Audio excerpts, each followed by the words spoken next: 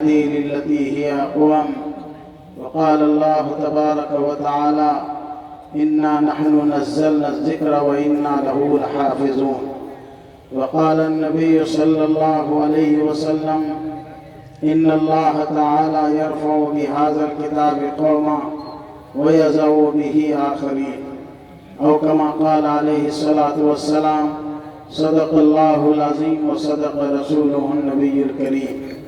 ہر سمت مچلتی کرنوں نے افسون شب غم توڑ دیا، اب جاگ اٹھے ہیں دیوانے، دنیا کو جگا کر دم لیں گے انشاءاللہ۔ یہ بات آیا ہے دنیا پر، ہم پھول بھی ہیں تلوار بھی ہیں، یا بز میں جہاں مہکائیں گے یا خون میں نہا کر دم لیں گے۔ سوچا ہے کفیل اب کچھ بھی ہو، ہر حال میں اپنا حق لیں گے، عزت سے جیئیں تو جی لیں گے یا جام شہادت پی لیں گے۔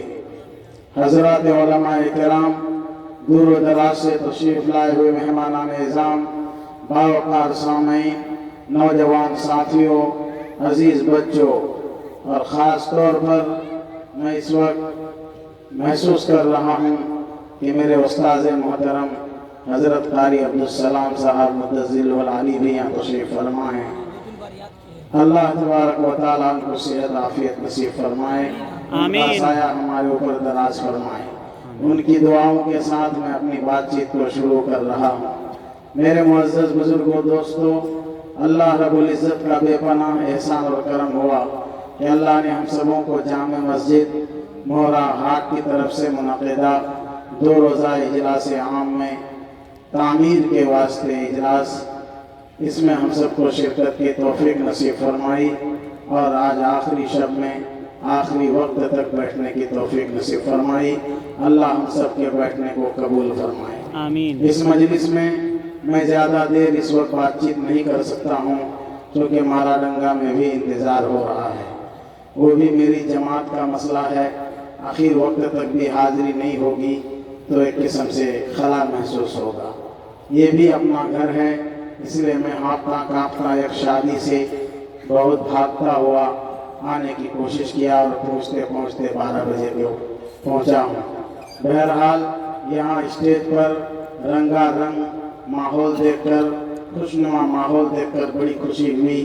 اپنے علاقے کے نوجوان شعراء کرام الحمدللہ پورے علاقے کے اسٹیج کو سجائے ہوئے ہیں اور سب کے زینت بنے ہوئے ہیں۔ الحمدللہ بہت بہترین انداز سے وہ لوگ نظم و نعت پیش کرتے ہیں۔ یہ ہم سب کے لیے خوش نصیبی کی بات ہے۔ اب ہم سب کی ذمہ داری ہے کہ ہم اپنے لوگوں کی قدر کریں۔ کل میں ایک جلسے میں تھا، میں نے سنا ایک صاحب اناؤنسری کر رہے تھے، انہوں نے حروف تہجی کے لحاظ سے الف سے لے کر یا تک ہر حرف پر روانی کے ساتھ حضور پاک صلی اللہ علیہ وسلم کے اوصاف حمیدہ کو اور آپ کے اسماء گرامی کو، توصیفی اسماء کو بیان کر رہے تھے۔ میں نے وہاں کے لوگوں کو کہا کہ یہ اتنا اچھا انداز میں بیان کر رہے ہیں، مگر آپ ان کی قدر نہیں کریں گے۔ اگر کوئی یہی کٹیہار سے آ کے بیان کر دے، کوئی پٹنہ سے آ کے بیان کر دے، تو آپ کہیں گے کہ 10,000 20,000 جو بھی فیس لے ان کو بلایا جائے۔ یہ گھر کا بچہ ہے تو آپ کو قدردانی نہیں ہے۔ ابھی ہمارے قاری نثار صاحب اور قاری ابو ریحان صاحب اس طرح پڑھ رہے تھے، چونکہ ہم لوگ پورے علاقے میں پورے الحمدللہ آپ کی دعاؤں کی برکت سے پورا سیمانچل تو گھومتا ہی ہوں، اور علاقے میں بھی بنگال، بہار، اڑیسہ آنا جانا رہتا ہے، مگر کہیں سے کم نہیں ہے لوگ۔ لیکن ہم ہیں کہ ان کی کوئی قدر نہیں کریں گے، باہر سے آئیں گے تبھی قدر کریں گے۔ اور ایک خاص بات یہ سن لیجئے، میں چونکہ اس طرح کے عنوان سے ہی بات کرتا ہوں، یہ جو ہم لوگوں نے چترویدی سننے کا مزاج بنایا ہے، نوجوان ساتھیوں خاص طور پر آپ سے گزارش ہے، اپنے کانوں کی عیاشی کو چھوڑو۔ یہ کان کی عیاشی ہے، یہ منمانی ہے، یہ دین سے ہرگز محبت نہیں ہے۔ یا آپ کو رامائن سے محبت ہے، آپ کو ویدوں سے محبت ہے۔ کوئی آ کے اگر دلیل بیان کرے وہ سراسر جھوٹ ہے۔ مسلمانوں کے درمیان رامائن کی کوئی ضرورت نہیں۔ وید کی کوئی ضرورت نہیں. مسلمان کے لیے قرآن کریم ہے. مسلمان قرآن کریم کے ماننے والے ہیں. ان کو کسی کتاب سے کوئی تصدیق اور کوئی توثیق کی ہرگز ضرورت نہیں ہے. مسلمان کوئی بھیک منگا قوم نہیں ہے. مسلمان کا دامن خالی نہیں ہے. مسلمان کی جیب خالی نہیں ہے. مسلمان کے پاس سب کچھ ہے. مسلمان سے زیادہ امیر کوئی نہیں ہے. تہذیب کے لحاظ سے، کلچر کے لحاظ سے، تعلیم کے لحاظ سے اور علم کے لحاظ سے، روشنی اور نور کے لحاظ سے مسلمان سے آگے کوئی نہیں ہے. اس لیے مسلمان کو کسی کی کوئی ضرورت نہیں ہے. ہاں، اگر غیر مسلموں کا جلسہ ہو، غیر مسلموں کو سمجھانا ہو تو پھر آپ ضرور چترویدی کو بلائیں تاکہ وہ رامائن کے ذریعے ان کی بات ان کو سمجھائے کہ تمہارے رامائن میں بھی یہ ہے، وید میں بھی یہ ہے، تم پھر کیوں نہیں مانتے ہو. لیکن مسلمان کو کیا مطلب ہے؟ یہ صرف ہمارے ان نوجوانوں کی کارستانی ہے جن کو نماز سے کوئی مطلب نہیں، جن کو روزہ سے کوئی مطلب نہیں، جن کو جلسہ کے دین سے کوئی مطلب نہیں. ان کو صرف اپنی فکر ہے کہ ہمارا نام روشن ہو. ان کو فکر ہے کہ ہمارا بالکل چہرہ عام ہو جائے، لوگ ہم کو سمجھیں کہ ہم بھی تعلق رکھتے ہیں. اس لیے نوجوان ساتھیوں، اس بات کو مانو. علماء آپ سے ناراض ہیں، یاد رکھیے. علماء میں نہیں، میں تو کچھ بھی نہیں، میں تو آپ کا عزیز بھائی ہوں. پورے علماء کی جماعت آپ کے اس عمل سے ناراض ہیں. وہ نہیں کہہ پا رہے ہیں، آپ کو الگ بات ہے. علماء جب آپس میں ملتے ہیں تو وہ کہتے ہیں کہ عوام کو کیا ہو گیا، ہماری قوم کو کیا ہو گیا کہ یہ قرآن و حدیث کے خلاف چلنے کے لیے تیار ہیں. ان کی مجلسوں میں مین ٹائم میں رامائن پڑھا جاتا ہے. 10 بجے رات میں، 9 بجے رات میں جب مجمع کھچاکھچ ہوتا ہے تو رامائن پڑھنے والے کو بٹھایا جاتا ہے اور رامائن پڑھ کر سناتا ہے اور وید سناتا ہے. ملتا کچھ نہیں ہے میرے بھائیوں، اس سے کچھ ملنے والا نہیں ہے. یہ صرف اور صرف کام کی عیاشی ہے. بے شک. اور ہم لوگ شعراء کو بھی کہتے ہیں کہ آپ لوگ اسٹیج پر طرح طرح کے گانے مت گائیے، قوم کو رسیا مت بنائیے. یہ قوم کی بربادی ہے، اس میں تباہی ہے. آپ کو اللہ نے آواز دی ہے، پیاری آواز دی. آپ نعت شریف پڑھیے، آپ اصلاحی نظم پڑھیے اور آپ ان گویہ شاعروں کی طرح مت کیجیے جو لوگ چاہتے ہیں کہ پورا اسٹیج میرا ہو جائے. پورا اسٹیج ایک ایک گویہ شاعر کو دے دیا جاتا ہے، وہ پورا مشاعرہ بنا دیتا ہے. یاد رکھیے، مسجد کی نسبت سے منعقد ہونے والا یہ جلسہ، مدرسہ کی طرف سے منعقد ہونے والا یہ جلسہ، مکتب کی طرف سے منعقد ہونے والا یہ جلسہ مشاعرہ نہیں ہے. یہ دین کا جلسہ ہے. یہاں دینی باتیں ہونی چاہیے. یہاں کسی شاعر کو لا کر واہ واہ کرنے کی کوئی گنجائش نہیں. ان باتوں کو میں اس لیے کہہ رہا ہوں، اپنے گھر میں کہہ رہا ہوں، تاکہ ہم اور آپ صحیح راستے پر چلیں. علماء پورے ناراض ہیں، یاد رکھیے میں بول رہا ہوں. تمام بزرگان دین ناراض ہیں اس عمل سے. اب آپ یہ بتائیے کہ آپ بزرگوں کے ساتھ چلیے گا یا اپنی مرضی چلائیے؟ کوئی بزرگ اٹھا کے دیکھ لیجیے، حضرت مولانا انوار عالم صاحب، حضرت مولانا غیاث صاحب، حضرت مولانا مفتی جاوید صاحب، حضرت مولانا ہمارے سجاد حضرت جی، یہ تمام ناراض ہیں اندر سے، مگر بولتے نہیں. کیا بولیں؟ ہم چپل میں، لوگ ہماری عورتیں بیچاری باٹی میں، پیالہ میں، اور کیا اس کو کہتے ہیں کٹھا، اس سے چاول نکال کے دیتی ہے. ایک بیچارہ چاول دے کے آنگن گھستا ہے جلسہ کے لیے. اتنی محنت کر کے چاول اکٹھا کرتے ہیں. آپ باہر سے کوئی آدمی بلاتے ہیں خامخواہ وید سننے کے لیے، 15 ہزار 20 ہزار روپیہ دے کر کے آپ اتنے پورے گاؤں چھانتے ہیں اسی کام کے لیے. ایک آدمی کو بلا کے 20 ہزار روپیہ دے دیجیے، یہ کام نہیں ہے. ہاں، بلانے کا مزاج اچھا ہے، بلائیے ضرور بلائیے. بزرگان دین کو بلائیے، اللہ والوں کو بلائیے کہ جن کے آنے سے وہ مہرہ بستی میں قدم رکھ دیں گے تو بستی کی قسمت چمک جائے گی. اللہ والوں کے قدم سے بستی کی قسمت چمکتی ہے، علاقے کی قسمت چمکتی ہے، کھیتوں کی قسمت چمکتی ہے، کھلیانوں کی قسمت چمکتی ہے. اللہ والے جدھر سے گزرتے ہیں ادھر سے ہریالی آ جاتی ہے. اس بات کا یقین رکھو. وہ چند کلمات بولیں گے، چند منٹ بولیں گے، اسی سے ہدایت کی ہوا چل جائے. آپ دیکھتے ہوں گے بڑے بڑے لوگ بڑے لچھے دار بولتے ہیں، لیکن ان کی باتوں کا مجمع میں تو خوب رنگ رہتا ہے، گھر جانے کے بعد کوئی اثر نہیں. اس لیے ان باتوں کا خیال رکھیے. اس وقت میرا یہ موضوع نہیں ہے. میں اس وقت بیٹھا ہوں، میں بہت جلد آپ سے رخصت ہونا چاہتا ہوں، لیکن بات پر بات نکلے گی تو نہیں معلوم کیا ہوگا۔ ابھی ایک بات تو یہ شاعروں سے میں نے سن کر کے اپنی بات کو شروع کرنے کا ارادہ کیا ہے۔ پہلی بات تو یہ ہے کہ ہم اور آپ اتحاد پیدا کریں، آپس میں میل جول پیدا کریں، آپس میں ایک دوسرے کو معاف کرنے کا جذبہ پیدا کریں۔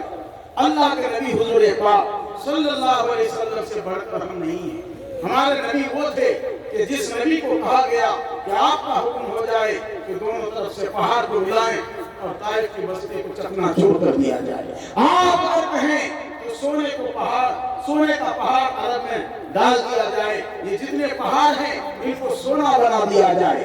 آپ کا حکم ہو، آپ چاند کی طرف اشارہ کیجئے، چاند دو ٹکڑا ہو گیا۔ آپ نے اشارہ کیا، مٹھی میں کیا ہے ابو لہب کے، ابو جہل کی مٹھی میں کیا ہے؟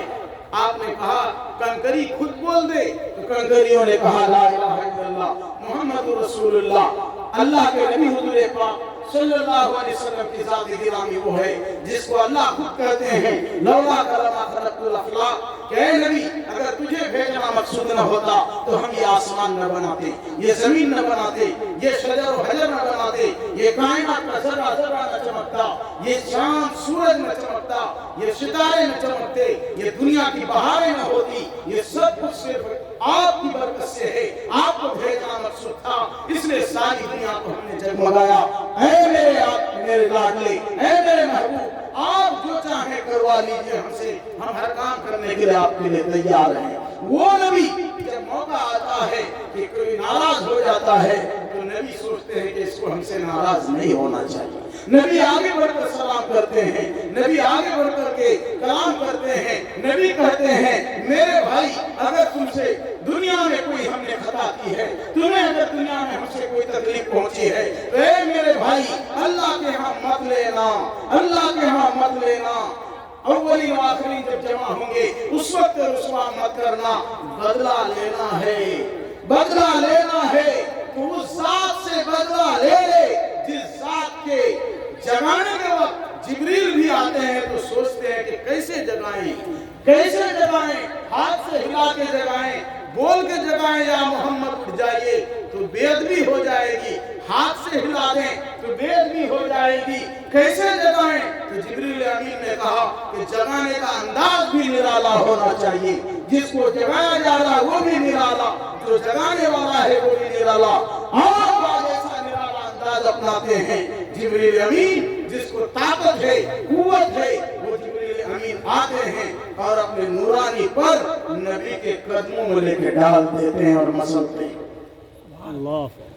نبی کے قدموں میں مسلتے ہیں کہ میرے نبی، پیارے نبی، میں آپ کا بدن دبا کے آپ کو نہیں جگا سکتا، بول کے نہیں جگا سکتا، کہیں آپ کی شان و گستاخی نہ ہو جائے۔ نبی کو اپنے نورانی پر لگا کر کے جگا رہے ہیں کہ آئیے جاگیے، چلنا ہے سفر میں، براق حاضر ہے آپ کے لیے۔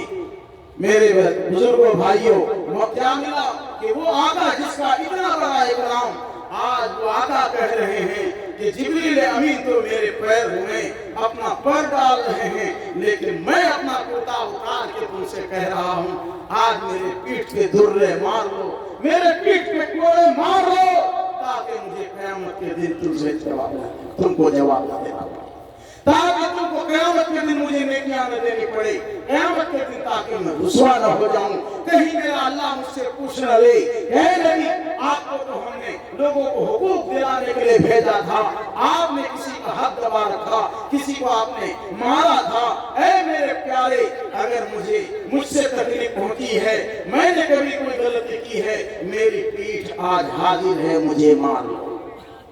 اب آپ بتائیں کوئی ماسٹر ہے تو اس کا مقام بڑا ہے، کوئی ڈاکٹر ہے تو اس کا مقام بڑا ہے، کوئی زمیندار ہے تو اس کا مقام بڑا ہے، کوئی آئی ایس آفیسر ہے تو اس کا مقام بڑا ہے؟ ہرگز نہیں، ذرہ بھی نہیں۔ مفتی ہے، قاضی ہے، مولانا ہے، ماسٹر ہے، ڈاکٹر ہے، آئی ایس آفیسر ہے، کوئی بھی ہے، کسی کا مقام نہیں ہے۔ ہمارا مقام تو یہ ہے کہ صبح کو ایمان والے شام کو کافر بن سکتے ہیں، ایمان کی بات بہاری سے صبح ہم لیس ہو سکتے ہیں اور شام کو کفر کے دلدل میں پھنس سکتے ہیں. ہو سکتا ہے کہ صبح ہم تبلیغی جماعت میں جاتے ہیں اور شام کو روپے پیسے کی لالچ میں ہم قادیانی کا غلام بھی بن سکتے ہیں. ہم کچھ بھی ہو سکتے ہیں, ہماری کوئی گارنٹی نہیں ہے. میرے بھائیوں, جس کی گارنٹی تھی کہ تیرے لیے اس دنیا کو بنایا, تو نہ ہوتا تو کچھ بھی نہ ہوتا, وہ ذات کہہ رہی ہے کہ مجھے آج لے لو, جو بدلہ لے رہا ہے مجھ سے آج لے. تو ہم لوگ بھائی کو معاف نہیں کریں گے, ہم لوگ بھائی کو نہیں کہیں گے کہ اے بھائی اگر تمہارا کوئی حق میرے پاس ہے تو لے لو. زمین اگر ہم نے ہڑپ رکھی ہے, ایک بیگھہ زمین اگر میرے طرف زیادہ ہے, میرے بھائی لے لو. اے میری بہن اگر زمین میرے طرف ہے تو لے لو. اے رشتے داروں کے شقارق, اے پڑوسیوں, اگر کوئی چیز میرے طرف تمہاری آ گئی ہے, میں نے تمہارا کوئی حق دبایا ہے, آج اللہ کے واسطے معاف کر دو. آج معاف نہیں کرو گے, قیامت کے دن 6 پیسے کے بدلے میں 700 مقبول نمازیں لے لو گے. یہ ہم سے نہیں ہوگا. ایک بارش کوئی زمین کسی کے دبا لیا ہے, معاملہ بہت گڑبڑ ہو جائے گا. 6 پیسہ میرے بھائیوں, بزرگوں, دوستوں, اس لیے ہم سب معاملات کو صاف کریں, آپس میں ایک دوسرے سے معافی مانگیں, اس دنیا ہی میں معاملات کو صاف کر لیں. ورنہ نبی نے فرمایا سب سے بڑا مفلس کون؟ تو لوگوں نے کہا یا رسول اللہ آپ ہی جانتے ہیں. کہا سب سے بڑا مفلس وہ ہے جو روزہ لے کر جائے گا, نماز لے کر جائے گا, تہجد لے کر جائے گا, عبادت, زہد, ریاضت, تقویٰ لے کر جائے گا, ولایت لے کر جائے گا, لیکن قیامت کے دن اللہ تبارک و تعالیٰ کے سامنے کچھ لوگ آئیں گے, کہیں گے اے اللہ یہ ہماری زمین دبا رکھا تھا, اے اللہ اس نے خدا موقع سے ہمارے دکان سے بسکٹ خرید دیا اور جان بوجھ کر ہم کو پیسہ نہیں دیا, اے اللہ آج ہم بدلہ لینا چاہتے ہیں. اللہ کہے گا لو 6 پیسہ کے حساب سے لو, 6 پیسے کے حساب سے لیں گے, اور لینے کے بعد آخر میں معلوم ہوگا کہ اس کے پاس ایک بھی نیکی نہیں رہے گی. ساری دنیا کی نیکیاں کرنے کے بعد جہنم میں جا رہا ہو. میرے معزز بزرگوں, دوستوں, اس لیے دنیا ہی میں معاملات صاف کریں. دوسری بات یہ ہے کہ ہم تعاون خیر کے کام میں کریں, شر کے کام میں نہ کریں. کوئی بھی شر اور گناہ کا کام کر رہا ہے تو اس میں ہم ذرا بھی ساتھ نہ دیں. اب آپ بتائیے, محرم کے موقع سے بیرق کھڑا کرنا, نشان لگانا, ڈھول بجانا, اکھاڑا نکالنا کیا ہے؟ اسلام میں ہے؟ نہیں ہے. جب نہیں ہے تو برائی ہے, یہ بری چیز ہے, بری چیز کا ہم کو ساتھ نہیں دینا. اچھا, قبر میں چادر چڑھانا کیا ہے؟ قبر میں چادر چڑھانا, قبر والے سے مانگنا, اس کے لیے سکر کا ناچ ناچنا, ناچ نچوانا, اپنے گھر میں کوئی کام ہو گیا منت مانی اور نظر مانی کہ یہ ہو جائے گا, کہ گناہ کے کام میں منت اور نظر نہیں ہوگی, نیک کام میں نظر مانی جاتی ہے. میرا یہ کام ہو جائے گا تو 6 رکعت نماز پڑھیں گے, 4 رکعت نماز پڑھیں گے, روزہ رکھیں گے, غریبوں کو کھانا کھلائیں گے, مسجد میں اینٹ دے دیں گے. بات ہے یہ عبادت ہے, عبادت میں نظر مانی جاتی ہے. میرا کام ہو جائے گا, اے اللہ ہم اپنے بھائی سے بات چیت نہیں کریں گے, یہ نظر نہیں ہوگی. اے اللہ میرا کام ہو جائے گا تو ہم جو گوبر کھائیں گے نہیں مان سکتے. اے اللہ ہمارا کام ہو جائے گا تو شراب پئیں گے, نظر نہیں مان سکتے ہیں. جب یہ نہیں مان سکتے, گوبر کھانے کی مان نہیں سکتے, شراب پینے کی نہیں مان سکتے, حرام کھانے کی نہیں مان سکتے, تو آپ ناچ نچانے کی کیسے مان لیتے ہیں؟ وہ لوگ بے غیرت ہیں جو شریعت کے خلاف ناچ ناچنے جاتے ہیں, اس سے بڑھ کر بے غیرت وہ ہیں جو ان کا ناچ دیکھنے جاتے ہیں. اس لیے محلہ کے لوگوں, آس پاس کے لوگوں, اپنی بیوی بچوں کو کنٹرول کرو, معصوم بچوں کو بھی ایسی محفل میں جانے نہ دو. اگر کوئی ناچ نچا رہا ہے, مسلمان نچا رہا ہے تو مت جاؤ, غیر مسلم نچا رہا ہے تو مت جاؤ. غیر مسلموں کے یہاں بھی ان کی خوشی اور غم میں جانا چاہیے, لیکن اسی وقت جبکہ وہ صحیح کام کرے. وہ اگر ناچ نچا رہا, اس کو نچا کی خوشی ہے تو آپ بھی اس کی خوشی میں جائیے. اس کی خوشی ہے شادی, ان کا بیٹا بیٹی کی شادی میں آپ کا پڑوسی ہے تو ضرور جائے. وہ بیچارہ خوش ہے تو آپ بھی اس کی خوشی میں شامل ہوں، لیکن اب وہ ناچ کے اگر خوش ہوگا تو آپ بھی جائیے گا؟ نہیں، وہ دیوی دیوتا کی پوجا کر کے خوش ہے تو آپ بھی پوجا کیجیے گا؟ نہیں، ان کی خوشی کا مطلب ان کے ہاں شادی ہے، ان کا بچہ پڑھ کے آیا، فارغ ہوا، بڑا آفیسر بن گیا، مٹھائی کھلا رہا ہے، تو جائیے ان کی خوشی میں، جانا چاہیے۔ ہم لوگ یہ پیغام دیتے ہیں کہ پڑوسی کوئی بھی ہو، مسلمان ہو یا غیر مسلم ہو، اس کے یہاں جانا چاہیے، لیکن شرط ہے کہ اس کا کام صحیح ہو۔ مسلمان بھی ہوگا، ناچ نچائے گا، ہم اس کے یہاں نہیں جائیں گے، غیر مسلم بھی ہوگا، ناچ نچائے گا، ہم اس کے یہاں نہیں جائیں گے۔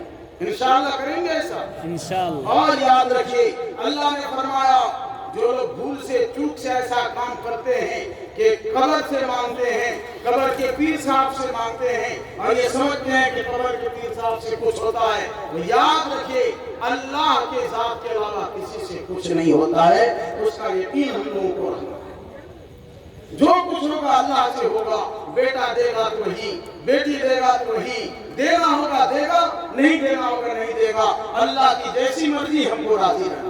انشاءاللہ کریں گے؟ اور اگر کوئی ناچ نچائے تو اپنے بال بچوں کو روکیں گے؟ انشاءاللہ ہرگز جانے نہیں دیں گے۔ دو باتیں ہو گئی، تیسری بات میرے معزز بزرگوں دوستو، حضرت شیخ الہند مولانا محمود حسن دیوبندی رحمت اللہ علیہ جب اسیر مالٹا ہو کر آئے، مالٹا کے جیل میں جب ان کو 3 سال تقریباً بند کر کے رکھا گیا، یہ دارالعلوم دیوبند کے پہلے شاگرد مولانا محمود حسن دیوبندی، پہلا استاد ملا محمود حسن اور پہلا شاگرد محمود حسن، دونوں محمود، ایک ملا محمود ایک مولانا محمود بنے آگے چل کر کے۔ شیخ الہند جن کی تفسیر قرآن کریم ہے، یہ شیخ الہند جب وہاں بڑھاپے کے عالم میں جنگ آزادی کی جب انہوں نے ریشمی رومال کی تحریک چلائی اور مختلف انداز سے اپنے شاگردوں کو تیار کیا، دور حدیث پڑھاتے تھے، بخاری شریف پڑھاتے تھے دارالعلوم دیوبند میں، لیکن جب ہندوستان کو آزاد کرنے کی باری آئی تو انہوں نے آزادی کا بالکل بجایا، جنگ کی لڑائی کا اعلان کیا، کہا کہ نکلو مولویوں، خانقاہوں سے نکلو، مدرسوں سے نکلو، کتاب بند کرو، میدان میں آؤ، ہاتھ میں تلوار لو اور جنگ کرنے کے لیے تیار ہو جاؤ۔ انگریزوں کے خلاف انہوں نے لڑائی لڑی، لیکن حالات آئے ان حضرات کو، حضرت شیخ الہند کو، حضرت شیخ الاسلام مولانا حسین احمد مدنی جو ان کے شاگرد تھے، یہ استاد شاگرد دونوں کو اور بہت سارے علماء کو جیل میں ڈال دیا گیا۔ 3 سال جیل میں رہ کر بالکل بڑھاپے کے عالم میں جب واپس آئے ہیں، بمبئی اترے، وہاں گاندھی جی نے ملاقات کی اور علماء نے ملاقات کی، وہاں سے آئے دیوبند میں جب لوگوں سے ملاقات ہوئی تو دیوبند کے لوگوں نے کہا حضرت ہم لوگوں کے لیے آپ کیا پیغام لے کر آئے ہیں؟ تو میرے معزز بزرگوں دوستو، موہرا کے لوگوں، کامرن کے لوگوں، آس پاس کے لوگوں، گوہتا پناہ سے آنے والے لوگوں، یہ سنیے، حضرت شیخ الہند نے کہا کہ 3 سال جیل میں رہ کر اب مجھے یہ اندازہ ہوا کہ مسلمان اس وقت تک کامیاب نہیں ہو سکتے جب تک کہ یہ قرآن کو نہ اپنا لیں۔ مسلمان جب تک قرآن کو نہیں اپنائیں گے، قرآن نہیں پڑھیں گے، قرآن کی تلاوت نہیں کریں گے، قرآن کی تفسیر نہیں پڑھیں گے، قرآن کی تفسیر نہیں سنیں گے، تو اس وقت تک یہ مسلمان کامیاب نہیں ہو سکتے۔ اس لیے انہوں نے کہا کہ اب اس کی فکر چلاؤ کہ گاؤں گاؤں میں مکتب قائم ہو۔ اب وہی فکر ہم لوگوں کو، آپ لوگوں کو کرنے کی ضرورت ہے۔ مسجدیں تو اب تقریباً بن گئی ہیں۔ اب آپ سوچ کے دیکھیے جامع مسجد موہرا کا پہلے کیا حال تھا ہمارے بچپن میں، اور آج کیسی مسجد بنی ہوئی ہے، الحمدللہ، تصور سے بھی باہر ہے۔ اس زمانے کے لوگوں کو اگر بھیج دیا جائے اللہ کی قدرت سے قبرستان سے، وہ کہیں گے اب کہاں دبئی آ گئے کیا؟ ایسی مسجد، تو مسجدیں تو بن گئی، اب مکاتب بنانے کی ضرورت ہے۔ اب ہر گاؤں میں، ہر مسجد میں مکتب قائم کرنے کی ضرورت ہے۔ حضرت شیخ الہند انہوں نے سمجھا، محسوس کیا کہ مسلمان جب تک قرآن سے نہیں لگے گا مسلمان کامیاب نہیں ہو سکتے۔ دوسرا انہوں نے کہا کہ جب تک مسلمان آپس میں متحد نہیں ہوں گے، جب تک بھائی بھائی سے گلے نہیں لگیں گے، جب تک آپسی انتشار اور اختلاف کو ختم نہیں کریں گے اس وقت تک کہ مسلمان کامیاب نہیں ہو سکتے۔ تو انشاءاللہ ہم لوگ مکاتب کا قیام کریں گے، بچہ بچی سب کو قرآن پڑھانے کی فکر کریں۔ میں نے یہ موضوع کیوں چھیڑا اس لیے چھیڑا کہ اس وقت ہندوستان میں ایک دلیدہ دہن بدماش نے یہ اعلان کیا ہے کہ قرآن کریم کی 26 آیتوں کو مٹا دیا جائے۔ 26 آیتیں نہیں مٹیں گی، 26 آیتیں تو دور کی بات، 26 نقطے تو دور کی بات، ایک نقطہ بھی قرآن سے نہیں مٹے گا۔ جو اس کو مٹانے آئے گا وہ مٹ جائے گا، جو اس کو مٹانے کی آواز اٹھائے گا اس کی آواز مٹ جائے گی، جو حکومت اس کو مٹانے کی فکر کرے گی اس کی حکومتیں مٹ جائیں گی۔ قرآن جب مٹانے کی بات ہو رہی تو اب قرآن کو بچانے کے لیے ہم لوگوں کو اترنا پڑے گا۔ اس لیے میں نے یہ موضوع چھیڑا، ایک ایک گاؤں کا آدمی قرآن بچانے کی فکر میں لگ جائے۔ قرآن کو اللہ بچائے گا لیکن ہم کو اور آپ کو کام میں لگنا پڑے گا۔ قرآن کیسے بچائیں گے؟ قرآن پاک کو بچانے کا انداز یہ ہوگا کہ ہر مسجد میں مکتب قائم، ہر محلے میں مکتب ہو، جہاں کا امام، جہاں کا حافظ صاحب قرآن شریف وہاں کے بچوں اور بچیوں کو پڑھائے، دین کی بنیادی ضروری تعلیم دے۔ بچہ چاہے اسکول میں پڑھے، چاہے آگے چل کے مدرسہ میں پڑھے، وہ اس کی مرضی ہے، لیکن بنیادی دینی تعلیم اس کو دلا دے۔ اور ہر مسلمان کو قرآن کریم سیکھنا ہے، اس کو جواب بھی دینا ہے۔ جہاں اللہ ثواب دے گا وہیں پر باطل طاقتوں کا جواب بھی ہو جائے گا کہ مسلمان کا قرآن نہیں مٹا سکتے ہیں۔ ہر مسلمان قرآن پڑھنے کے لیے تیار ہے۔ میرے معزز بزرگوں دوستو، مسلمان کا حال یہ ہے کہ طاقوں میں قرآن ہے، گرد پڑے اٹ رہے ہیں، پٹ گئے ہیں قرآن، گرد سے دھول سے۔ سب سے زیادہ اگر گھر میں سب سے زیادہ دھول دھکر پڑی ہوئی کسی چیز میں ہے تو وہ قرآن شریف۔ قرآن شریف کا جزدان جس قرآن میں لگا ہوا ہے، تو اگر اس کو قرآن کی نسبت نہیں ہوتی تو کوئی بھی آدمی اس کو ہاتھ سے نہیں چھوتا۔ اتنا گندا کر کے رکھتے ہیں مسلمان قرآن کے جزدان، اپنا کپڑا صاف، اپنی ٹوپی صاف، اپنا سب کچھ صاف، لیکن قرآن کریم کو چونکہ ہاتھ لگاتا نہیں، پڑھتا نہیں ہے، تو قرآن کریم کے اوپر گرد ہے، دھول ہے۔ بچ بچ کے بول رہا ہوں، قرآن کو گندا لفظ استعمال نہیں کر سکتا ہوں، قرآن کے اکرام کے خلاف۔ قرآن پر دھول ہے، کیوں؟ اس لیے کہ مسلمانوں کی عقل پر دھول پڑ گئی۔ مسلمان سائنس میں کامیابی محسوس کر رہا ہے، مسلمان میتھ میں کامیابی محسوس کر رہا ہے، مسلمان دنیا کی اور چیزوں میں کامیابی محسوس کر رہا ہے، انجینئرنگ اور ڈاکٹری میں کامیابی محسوس کر رہا ہے، تو اس کے لیے محنت کر رہا ہے، اس کے لیے رات کی نیت کر رہا ہے۔ قرآن کریم یہ کتاب ایسی کتاب تھی جو ہماری رفعت، ہماری بلندی، ہماری سربلندی، ہمارا سر اونچا کرنے کے لیے کتاب آئی تھی، ہمیں دنیا کے اندر عزت و شرف بخشنے کے لیے آئی تھی، لیکن ہم نے اس کتاب کو پسے پشت ڈال دیا، اور ہم اگر اس کو طاق میں رکھے بھی ہیں تو صرف گھر کی زینت ہے، ہمارے سینوں کی زینت نہیں ہے، ہماری زبان کی زینت نہیں ہے، اس لیے ہم رسوا ہو رہے مسلمانوں۔ اللہ کے نبی نے فرمایا اللہ اس کتاب کے ذریعے سے ایک قوم کو بلند کرتا ہے اور اسی کتاب کے ذریعے ایک قوم کو ذلیل اور رسوا کرتا ہے۔ جو یہ کتاب پڑھے گا، جو یہ کتاب مانے گا، جو یہ کتاب سینے سے لگائے گا، آنکھوں سے لگائے گا، وہ باعزت ہوگا، اور جو اس کتاب کو پسے پشت ڈالے گا وہ دنیا کی ہر ترقی کے باوجود ذلیل اور رسوا ہو جائے گا۔ قرآن کریم کے ساتھ حال یہ ہے مسلمانوں کا کہ ایک واقعہ سناتا ہوں۔ ایک مرتبہ ایک امام صاحب کو کچھ لوگوں نے دعوت دی۔ آپ لوگ دیتے ہیں کہ نہیں امام صاحب کو دعوت؟ بھوج میں بھی بھول جاتے ہیں امام صاحب، سب یاد رہتے ہیں، امام صاحب یاد نہیں رہتے، اہمیت ہی نہیں ہے، فاتحہ ہمیں بلاتے ہیں۔ ایک صاحب امام صاحب کو دعوت دیا کھانا کھلانا، عورتوں میں یہ جذبہ زیادہ ہوتا ہے، ان کو برکت وغیرہ کا اعتماد ہے کہ برکت بھی کوئی چیز ہے، ہمارا تو کوئی سب سے لینا بہت کم۔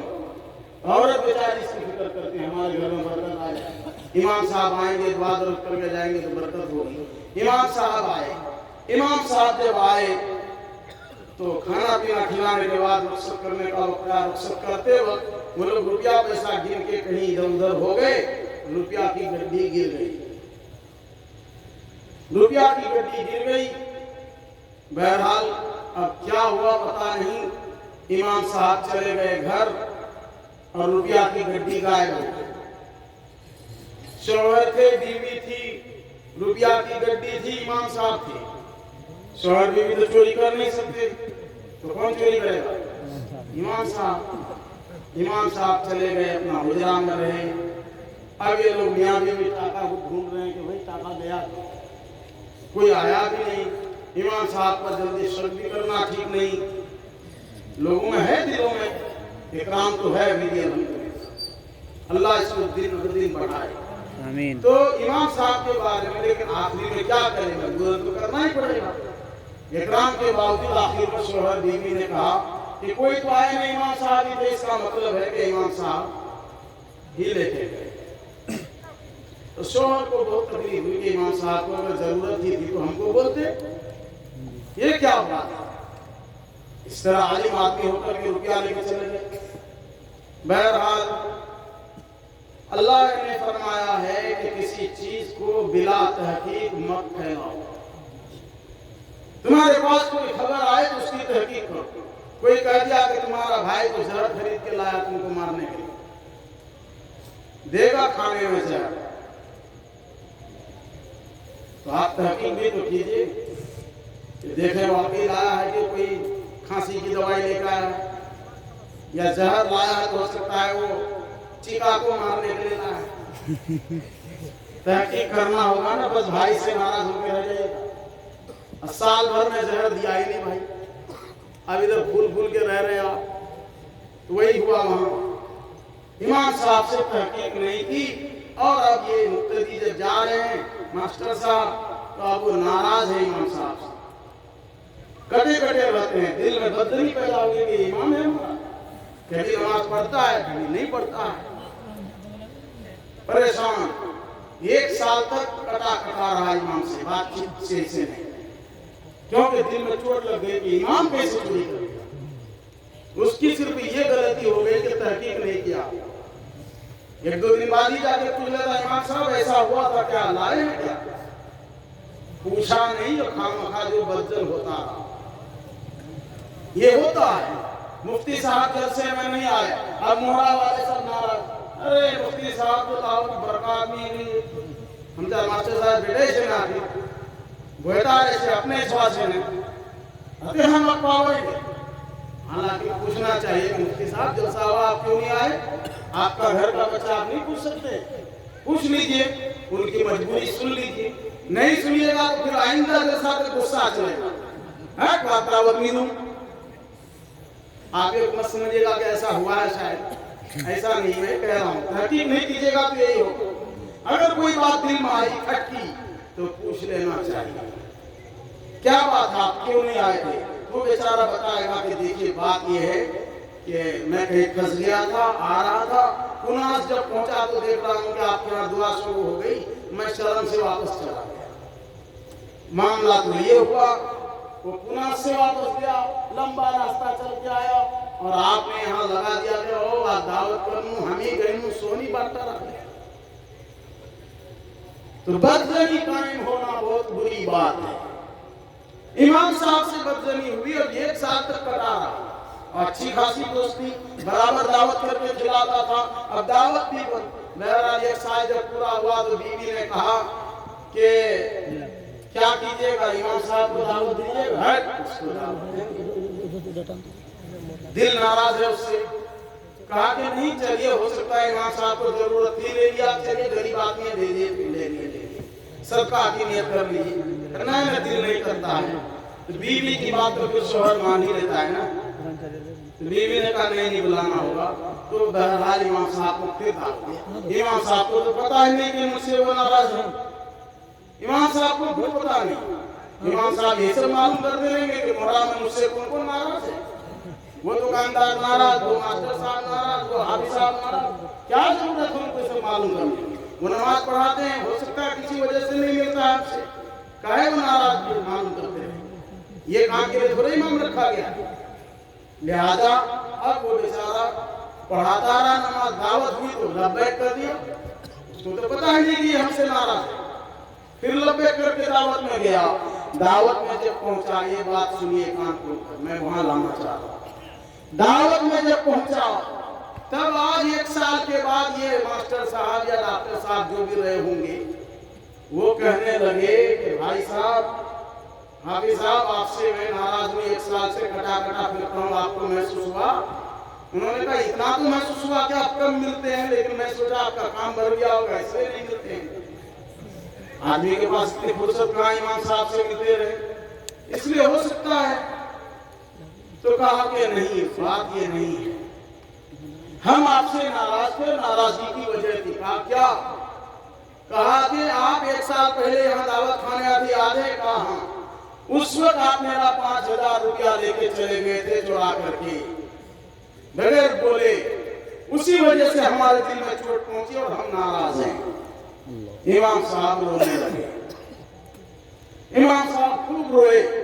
इमाम साहब रोते रोते आखिर में सर उठाए, कहा क्यों रो रहे थे? ये खत्म करके माफ कर दिया। उन्होंने कहा मास्टर साहब, डॉक्टर साहब, मेरे मुक्तदी, मैं इसलिए नहीं रो रहा हूं कि आप मुझे चोर कह दिए। इमाम को आपने चोर कहा, एक दीनदार आदमी को चोर कहा, नमाज पढ़ा रहा हूं, आपने मुझे चोर कहा। मैं इसलिए नहीं रोता हूं। ए मुसलमान, मुसलमान का बच्चा, आपसे इसलिए रो रहा हूं कि आपने 1 साल तक कुरान करीम को खोल के नहीं देखा। आपने 1 साल तक कुरान करीम को खोल के नहीं देखा। आप तरक्की करना चाहते हैं दुनिया में, कैसे तरक्की होगी? कहा क्यों? आपने कैसे अंदाजा लगाया? कहा कि आप जब रुपया गिराते चले गए थे, आप लोग उधर चले गए, मुझे जल्दी थी, तो मैं सोचा रुपया क्या करूं? तो मैं कहा कि चलो इनका रुपया उठा के इनके कुरान में रख दो, अभी आएगा कुरान खोलेगा पढ़ने के लिए, सूरह यासीन शरीफ पढ़ने के लिए, हर दिन पढ़ेगा, हर दिन बीवी पढ़ेगी, सूरह यासीन शरीफ तो पढ़ेगी, सूरह तबारकल्लज़ी तो पढ़ेगी, सूरह वाक़िया तो पढ़ेगी। जब ये कुरान पढ़ेगी या पढ़ेगा तो इसको फट से रुपया मिल जाएगा। मैं 1 साल पहले रुपया तुम्हारे कुरान में दे के गया था, लेकिन तुम मुझे चोर समझते रहे, और तुम अंदर से दिल का चोर हो कि तुमने कुरान को खोल के नहीं देखा। मैं रो रहा हूँ इस बात पर कि एक मुसलमान कुरान को साल भर भी नहीं खोलता है, वो कैसे मुसलमान तरक्की कर सकता है?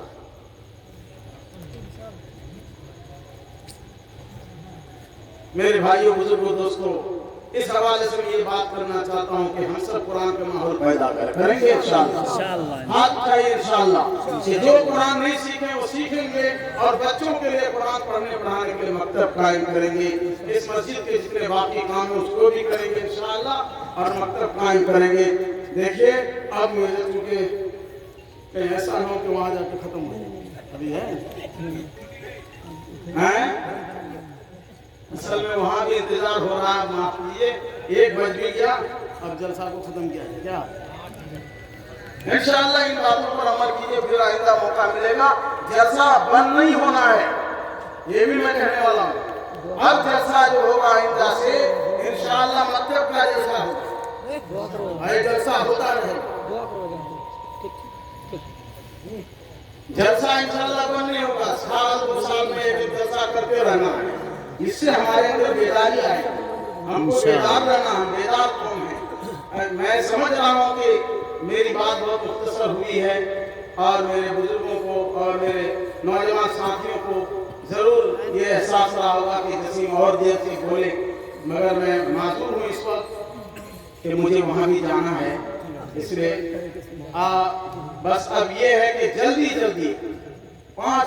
3 मिनट के अंदर इस मजलिस में कोई भी आदमी ऐसा न रहे कि अल्लाह के नाम से अल्लाह के घर बनाने के लिए, अल्लाह के घर के लवाज़िमात को बनाने के लिए चंदा न दे। हर आदमी चंदा दे, जिनसे जो तौफीक हो। जल्दी जल्दी खड़े होइए और उसके बाद दुआ हो जाएगी।